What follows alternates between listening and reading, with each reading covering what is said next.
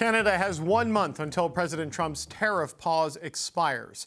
And while a costly trade war was avoided for now, Canada's economy is still exposed to the looming tariff deadline. Federal officials say there's still lots of work to do. The objective yesterday was not to have any tariffs. Today, no tariffs, and tomorrow, no tariffs. Absolutely, we need to make sure that we continue to hold together, to keep this very strong Canadian unity that we're showing all together right now. Obviously, the 30-day period is better than what it could otherwise have been.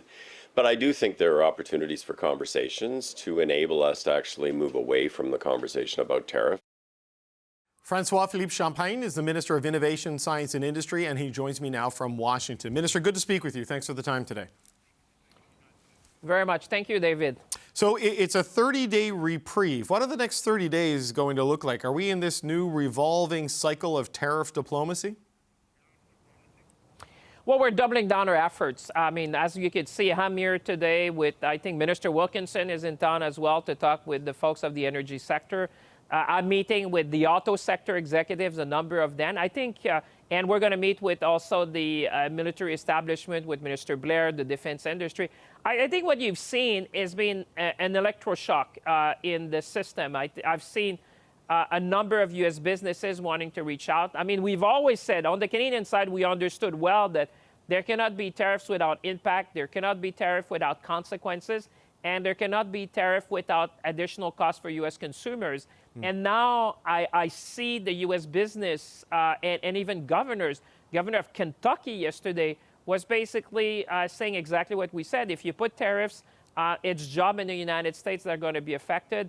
They're going to become less competitive. It's going to affect the affordability agenda. So we're here in Washington to say, listen, Canada is not a problem. Canada is part of the solution.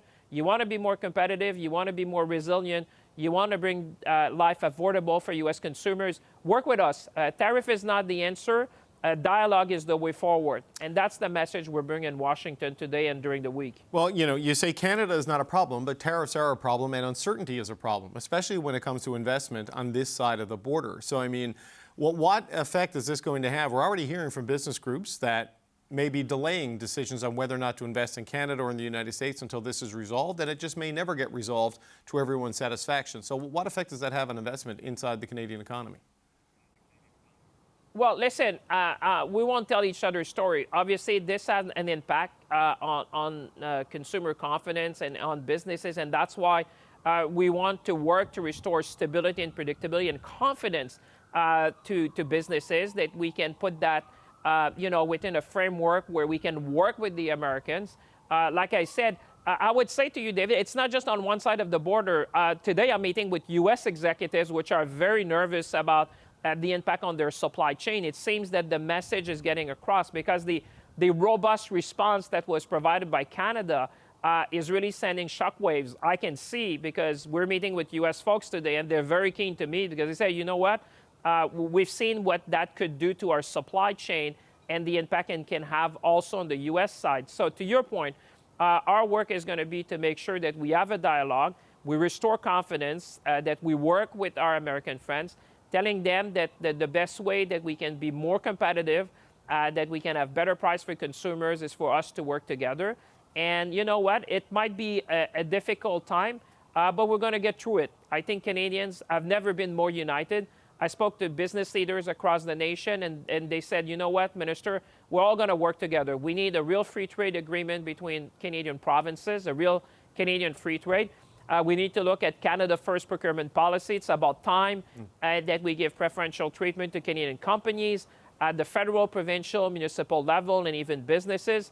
And at the same time that we look at infrastructure, that we look at our energy, to make sure that we diversify our industry, diversify our exports, but also thinking about diversifying our imports. Right. You know, we're the largest customer in the United States, and therefore the message today is going to be loud to the American folks and saying, you know what, let's keep the dialogue, because tariff would be hurting on both sides of the border. But at some point, Minister, the threat of a tariff starts to function as a tariff. And if someone wants to make a long-term investment decision and they're deciding which side of the border, they're going to be on the bigger, larger, wealthier side of the border to make sure they are protected against any future tariff. So how do you push back against that impulse over the next number of years of the Trump presidency?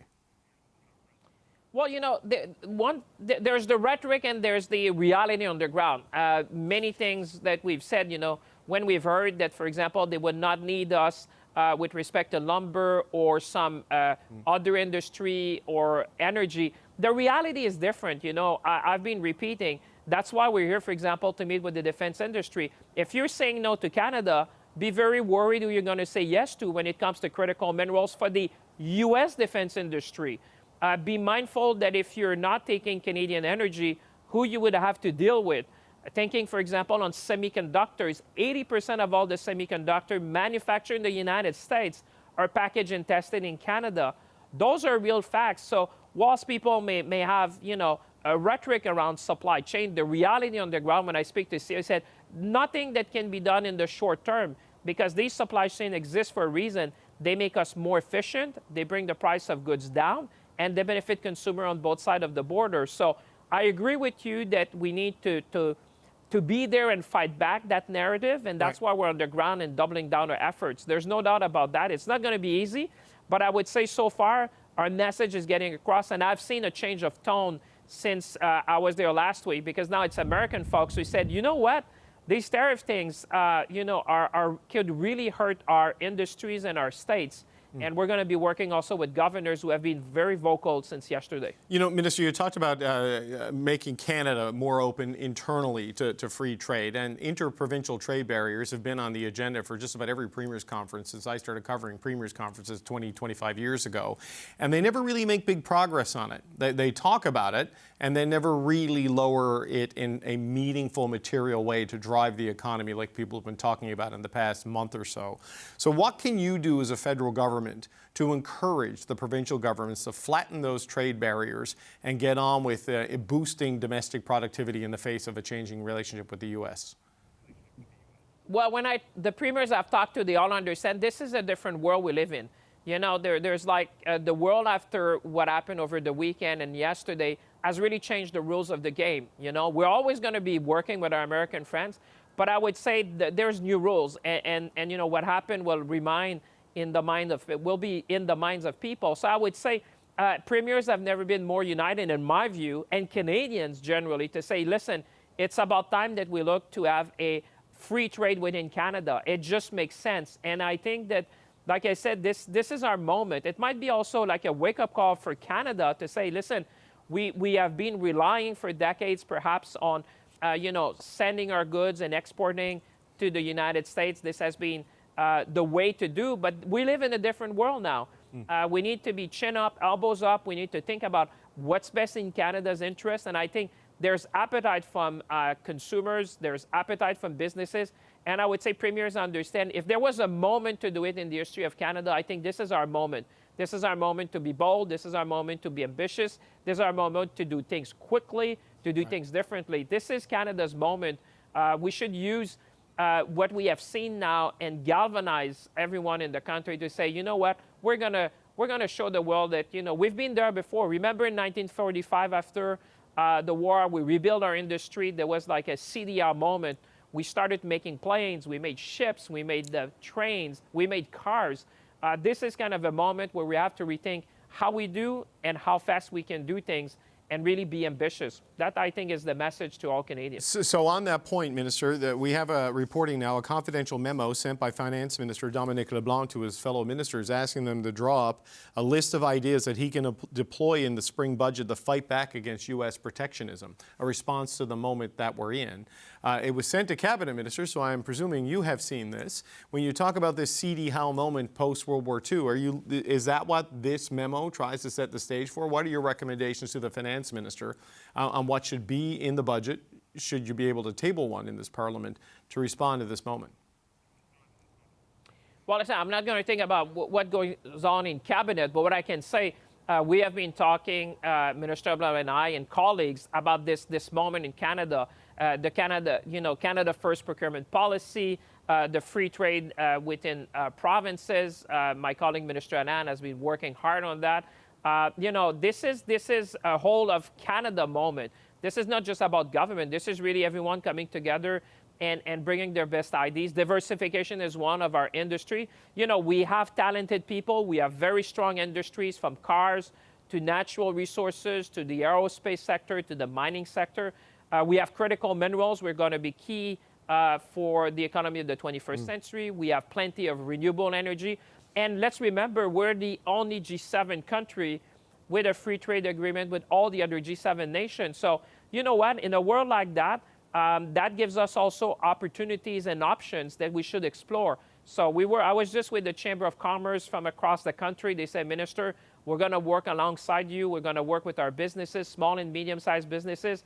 And this is a moment for us to do things differently, to make sure that we are more resilient and maybe look at things that, like you said, David, might have looked difficult before, but now is our time to move on.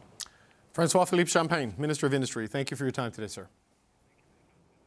Always a pleasure. Thank you. A last-minute reprieve for Canada as the 25% tariffs that were poised to come into effect today were postponed, but it's only temporary. Canada's premiers expressed cautious relief at that 30-day delay. We've averted an absolute disaster, at least for now. Make no mistake, Canada and Ontario continue to stare down the threat of tariffs. There's a sense of a cautious, optimistic relief, but no change in posture in terms of being ready for what's next. Alberta Premier Danielle Smith joins me now. Premier Smith, welcome back to the show. Hi, David. So President Trump has backed down and held off on the tariffs until the 4th of March. Do you think it lasts until the 5th of March?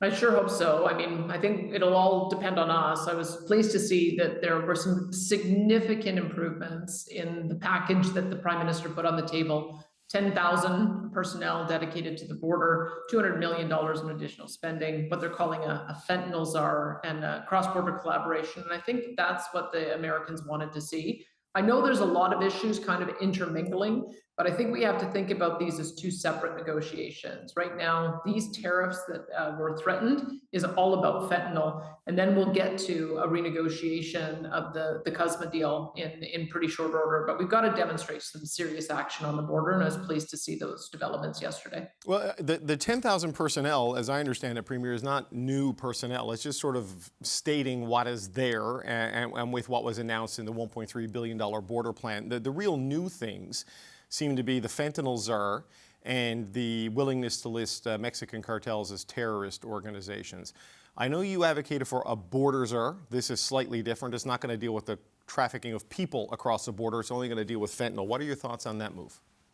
Well, I think declaring the cartels terrorist organizations is important because that does allow for other tools to be able to use to dismantle them. And I think it allows for joint action. And having a point person to organize that's very important. I mean, we have one prime minister who's not going to be there in 33 days, and then a new prime minister who might only be there for another 33 days, and then a new prime minister after that. We need to have a consistent voice through this period to demonstrate that we're making real progress on it. And we're prepared to do our part to add more resources to the border to provide that security. We know that we busted fentanyl labs in super labs in Alberta. We're shutting down drug houses. We're doing fugitive apprehension. We've got teams of sheriffs that can be deployed to do these things, and we stand by to do whatever we can to add to the federal effort to stop the flow of drugs and people. So what do you think needs to happen now over the next 30 days? Because the sense I have from talking to some federal officials yesterday, Premier, was that Trump raised his concerns about the border. Both Canada and Mexico responded, said, yes, Mr. President, we are willing to work with you, but we are going to also hit back and make this as painful as possible, even though they know they can't win a trade war with the United States. And you saw the pressure coming from inside the United States, too, as people realized what the throughput of the tariffs would do to their costs of living and access to goods. So the confrontation led to the de-escalation. What needs to happen in the next 30 days? Well, I think we need to continue de-escalating and to focus on the one measure that the U.S. administration cares about, which is the 75,000 people in their country that are dying of overdose. We have a similar problem in Alberta, and I can tell you that's the metric I'm focused on and have been since I got elected, is how do we bring down the number of opioid deaths? And we've managed to bring it down 38%. So we've got some tools and techniques we can share with the Americans to see if we can get it going in that same direction. Can we do that within 30 days? I hope so.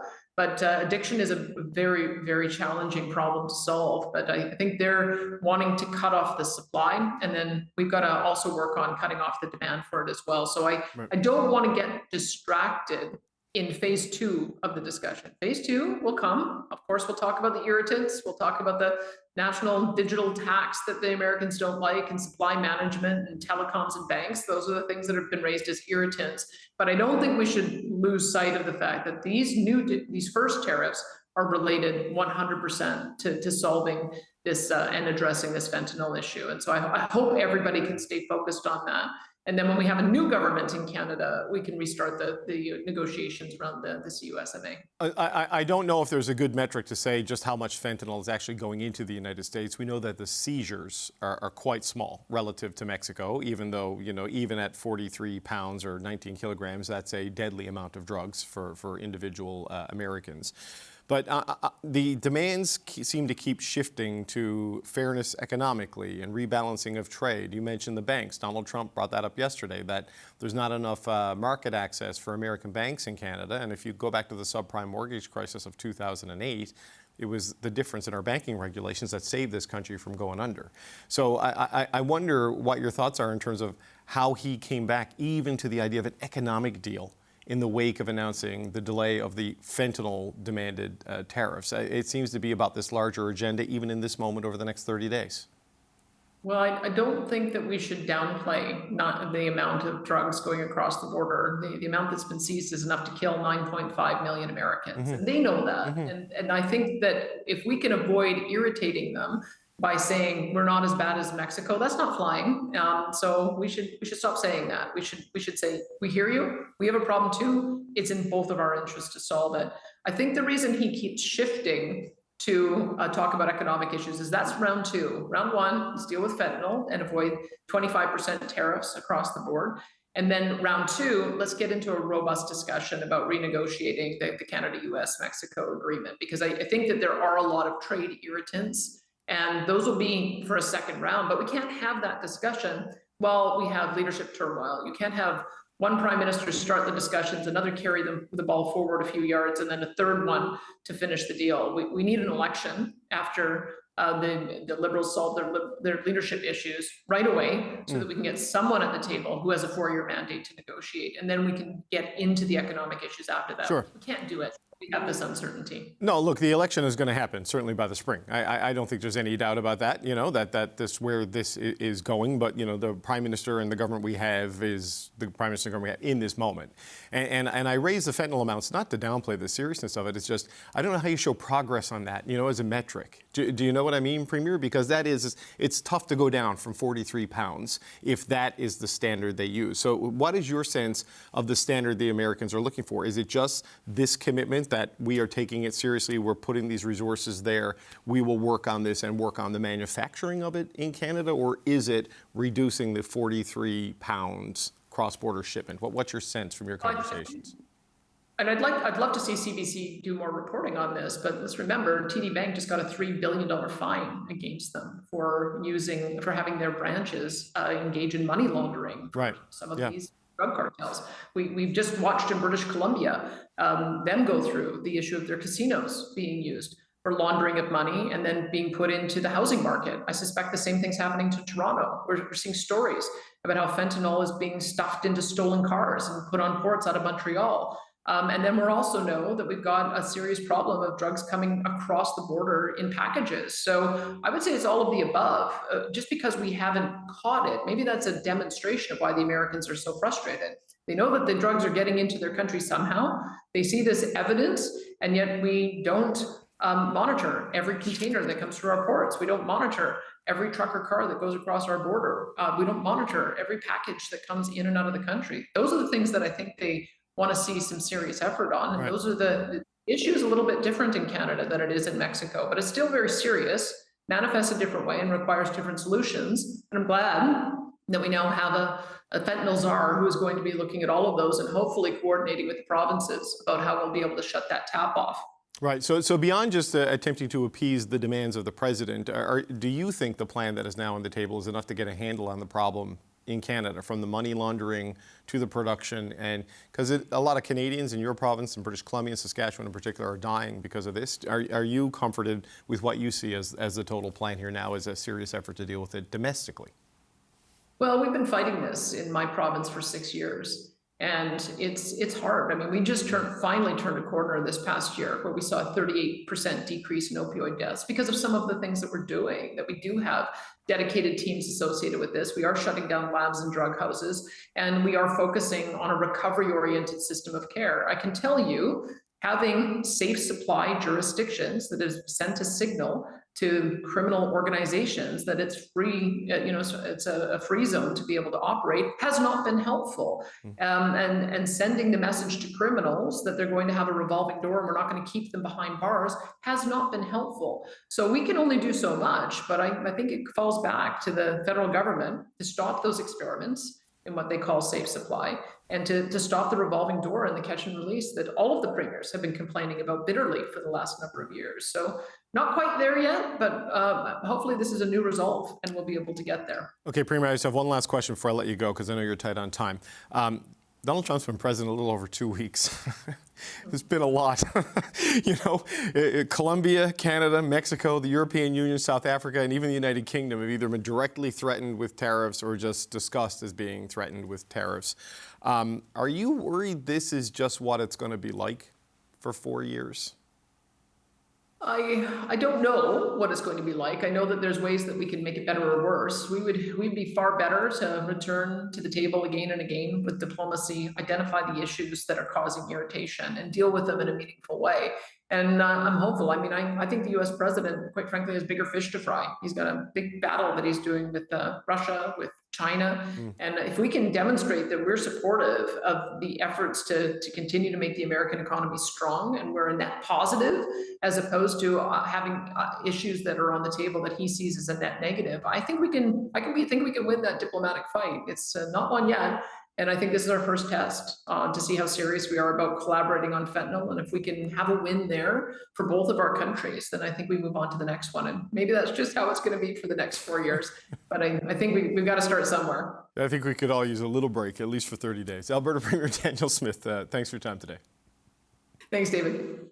Emily Nicolas is a columnist for Le Devoir. Michel Cadario is a former Liberal National Campaign Director. Françoise Boivin is a former NDP MP. And here with me, Kate Harrison is a Conservative political analyst. It's good to see you all. Happy Tuesday. Emily, the White House press secretary said yesterday that Canada was bending the knee, just like Mexico. And we looked at what was agreed to, and it's kind of what was on the table a month and a half ago. I mean, what do you make of how this got done and what it means? It means that it is about saving face or having a show of force more than it is about actual force. So that's one thing. It also means that we would all like this to be over, but this is not over. In the sense that if Trump wants to get wins out of Canada, whether or not they're real, he's going to keep on trying to get them. So there was a border. There was fentanyl. One of the things he said over the weekend is that he's also irritated that Canadian banks are essentially Canadians, that there's a lot of American activity when it comes to banking in Canada. He's also irritated by that. So we might add that to his list of grievances in the future. There's an endless list of things that Donald Trump can come up with. This time around, when it comes to border and fentanyl, we did what he asked. But there's going to be some ask in the future, most likely, that we will not want to say yes to. And so we need to keep on as if the tariff threat was still in place, or as if the tariffs were already in place. Because I heard Paul Krugman over the last few days saying that the excuses that were used by Donald Trump were a little bit like the weapon of mass destruction excuse that was used to invade Iraq. When you want to do something, you find an excuse to do it. And so if Donald Trump wants to put pressure on Canada, he's going to continue to do it. It's good that he saved face for now, but if it worked in his head, it means that he's likely to do more of it. Yeah, well, Michelle, I mean, Canada isn't even the first country in the 2 weeks he's been in office to be threatened with tariffs, right? Colombia was first. You've got all of Europe on notice now. And in his statement yesterday, the president said, we've got 30 days to see if we can get a fair economic deal with Canada. Not even talking about fentanyl, really, but talking about the economic thing. So there is a larger agenda at play here beyond just fentanyl and the border. Well, 100%. There's not a chance that all of this kerfuffle could be about fentanyl, nor about our border. I'm not even sure that he knows exactly his end goal, except for he wants to win, right? Like that's how he's defined himself in terms of always being able to get the best deal possible. I remain convinced that it's only because the markets reacted so severely that caught his eye in terms of what he was about to do. I don't even think that the senators or any of the kind of the folks from some of those states that would have been more impacted by our retaliatory tariffs or Mexico's even got a chance to whisper about that. I think that the tariffs were a signal, and so he did what he did to declare it a win. He can call it whatever he wants. He is not going to stop. He could tell us next week that he wants us to ban hula hoops. Who knows? I don't think that there is a huge logic pattern to this. It's just, this is what we're going to live with. I'm not sure what your count is now, David, but some 1,500 days. 1,445. We are counting them, trust me. But Kate, the economically crippling consequences of these tariffs, about $84 billion in GDP contraction if it's 4%, 10% unemployment. To get out from under that, at least for now, and have the chance to change the conversation, because who knows where he'll be a month from now, for $1.5 billion on the border, it's a pretty good outcome for Canada, it seems. Yeah, I think there's consensus on the panel in terms of this not being over. Of course. It would definitely be a mistake to think that. A lot of that $1.5 billion does require some legislative action. The government's commitment around the $1.3 at the end of last year indicated that there would need to be changes made by legislation in order to on the money laundering and around the Immigration and Refugee Act. So. This could be solved if we had a parliament in place to make some of those changes. We do not. And now we have a ticking clock in terms of when this will be reevaluated, but we have no plan for the government to recall Parliament and to sit and to convene and to pass some of this legislation. I'm concerned about where that leaves us in the next phase of the negotiation with the administration when we've been effectively sitting on our hands for 3 months, having 30 days, having nice photo ops, knowing that there's supposed to be action and not doing anything that is actually required to bring that action about. Well, I mean, the intelligence directive and the declaring of the cartels as terrorist organizations might fill the gap that is there because of the lack of legislative changes. This is what P.Y. Bourdois was sort of saying, that if they do get that designation, and which doesn't require legislation, it does put further obligations on your financial institutions, and that helps deal with the money laundering challenges to some degree, right? Yeah, and that's a good step. I think there's also a domestic benefit, of course, to securing the border and trying to address the fentanyl crisis and the immigration crisis, which the government itself has acknowledged as a problem. And a lot of that work could be done in Parliament, not outside the bounds of Parliament. And that's where I see the difference, David, between seeing a political opportunity and seeing a moment to lead. And I think that we see the Liberals choosing the political opportunity and the communications and the narrative around this, and not the opportunity to actually lead and get things done, including by recalling Parliament to do so. Françoise, how do you see that? Well, I do think on the question of the border, if you listen closely to what President Trump has been saying today, mostly, and yes, he will say that he is victorious, but he claims that the border is now shut and that secure, and that we upgraded by like 30-fold, if I have his number correctly, and he's very happy with that. Meanwhile, what we heard today, I was hearing Dominique Leblanc on Radio-Canada radio around lunchtime saying that, meanwhile, on certain reopening of NAFTA 2.0, the president had kind of targeted a few items, and Canada was targeting a few items. So they might convene a new round of negotiation on these specific points, which might be that famous 30 days, because I'm not so sure that in 30 days you will see much more than what you saw on the question of the border, and except maybe for the nomination of the border czar, which I hate as a name, by the way. But anyway, that being said, it's going to be more economic. It gave the Liberal government a reprieve in a sense that now they can finish off their leadership contest and then maybe go into an election as soon as possible with hopefully a plan to address what is to come. But anybody who thinks that is all over, I mean, unless he find a new target to harass, and by him I mean the President of the United States, and that it gives us a bit of a more than a reprieve than we're thinking. But we have to be ready inside. I don't know if you had a chance to listen to the Quebec National Assembly and their emergency debate. If you have hope to see the provinces coming together when you cannot even have all the political parties coming together in one assembly, I mean, I try to stay hopeful, but anyway, we'll see. Well, look, it's going to test a lot of things, right? And it's how people respond. And like, you know, there is push and pull to bring back the legislature, but no one will say we won't try to move non-confidence, and the government says it doesn't need to, and like, you know, nobody's getting along. Anyway, it is kind of silly. I do want to play something, though. Speaking of elections, Doug Ford called an election on Donald Trump. He was caught on a hot mic yesterday while on the campaign trail.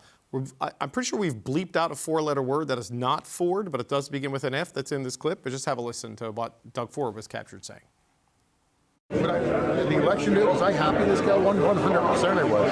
Then the guy pulled out the knife and emptied.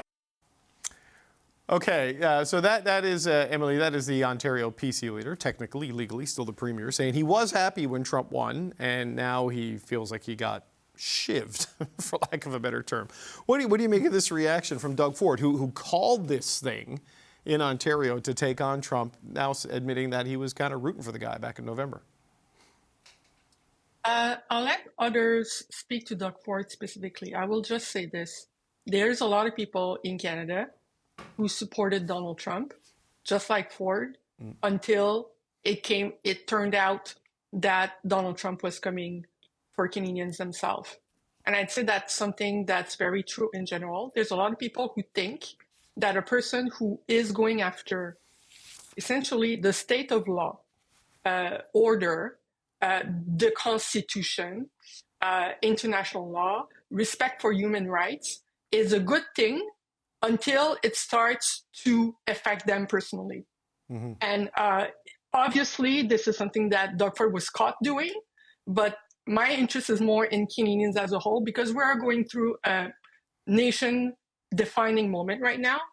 If you think that leaders who are attacking human rights of certain minorities are not going after you because you're not part of that minority, that is karma waiting to bite you eventually, because there is no way that anybody can be safe if none of us are safe under the state of basically law. And so if you don't think that that Donald Trump is bad for you, because you don't see yourself as part of the people he's attacking, I really hope that you learn your lesson sooner than later, or that you reread some history about World War II and how people thought that other regimes in the past who were authoritarian weren't coming for them until they came for them, because we don't have time for you to be naive about this. Well, Michelle, that was kind of the point, and Emily took us right there, so because she's very smart. That a lot of people rooted for Trump because they didn't like Trudeau, and so, you know, and same way they cheered on Musk. And now you're realizing that they're not going to be on your side, no matter what, right? And I think we sort of have gone through that over the last little while. So, I mean, the realization that Doug Ford sort of articulated there, do you think that applies to other parts of Canada? Well, I'm sure. I think that this has been what Donald Trump has done that no Canadian leader has been able to do is actually unite Canadians.